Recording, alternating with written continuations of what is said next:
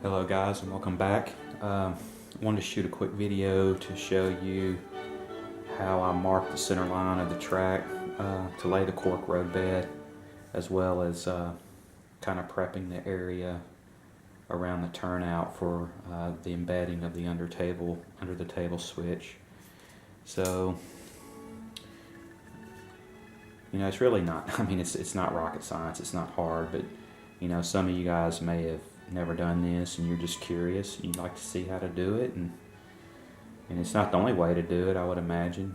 It seems to be what works for me. So anyway, what I do is I take on my turnout here, by the way, my whole layout, I'm using what I already had, and I had a bunch of these Atlas number 4 turnouts. So I'm using this on my layout. I think when I get to phase 2 of Alvaville, I actually might hand build some of my turnouts, but just to get the model railroad up and running, I want to go ahead and use what I had. So anyway, what I do is I take the throw bar here, or the switch rod, as some people call it. Different people call it different things, but I center it between my 2 stock rails here on the turnout, and then I just come through with a pin, just kind of ream that hole out, because I need to know where that hole's at, because it's kind of the anchor point, or the positioning point, if you will, for the MDF board. So if you watched my previous videos, you saw how I'm able to basically embed the under the table switch, these Atlas number 65 under the table switches. So after I get that marked, like I said, it's really simple. I just come through with my black ballpoint pen and make tick marks along the center line, making sure that when I get up here in the area of the frog, that I'm staying in between the stock rail and the closure rail here for like the main route.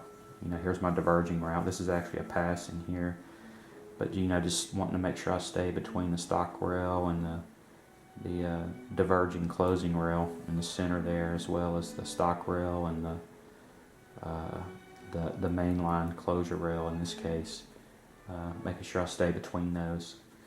And let me lift it up here and I'll show you what it looks like. It doesn't look like much, but there you go, just a bunch of little tick marks.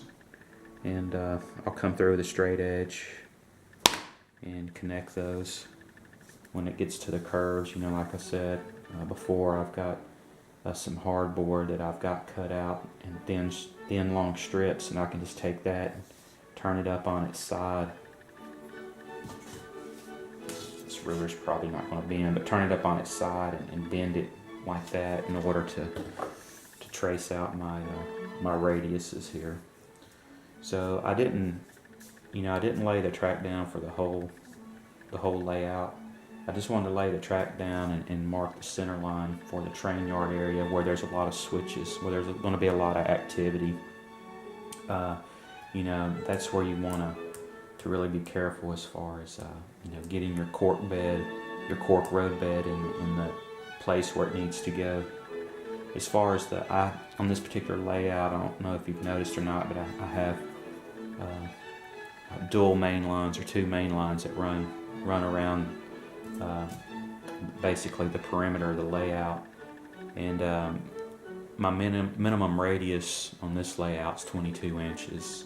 I have a 22 and a 24 inch. And for those, for getting the cork in, for those, I can use the grid off of my plan and just make little marks and again just kind of connect the dots. That's how I'm going to do all that. So when I get ready to to start laying the cork roadbed, and even as I'm installing these embedded under the table switches for the turnouts, I'm probably going to shoot a quick video just to show you how I'm doing that. If you didn't watch the previous videos, I did switch up the process just a little bit differently. I found that it's a lot cleaner if I come through and cut the area out with my jigsaw. So I'll show you how I'm going to do that. Instead of taking a wood chisel and digging it out and then cutting the plywood, I'll just cut it all at once and it's nice and smooth.